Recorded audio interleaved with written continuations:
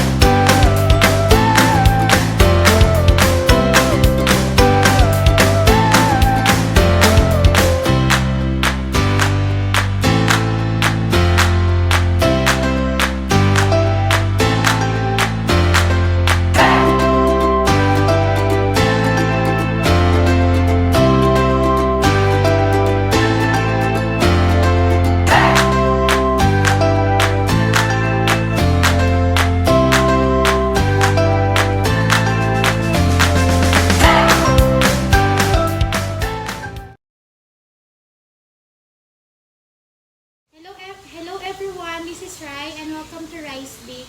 So for today's video, gagawa po ako ng homemade pizza. Since it's lockdown, mostly yung mga shops is closed and napakahirap magpa-deliver ngayon. So I decided to make a pizza para sa mga bata. So first, nagawa ko na yung dough and eto na siya, umalsa na siya for 1 hour. So, since wala akong yung round na pan, ito yung gagamitin ko na pan. So, nag-grease ko na siya para hindi dumikit yung pizza dough. So, yan. Lagay na natin.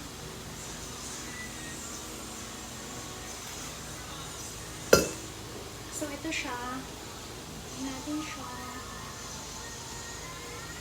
So, ganyan lang yung paggawa ng hanggang sa lumaki siya.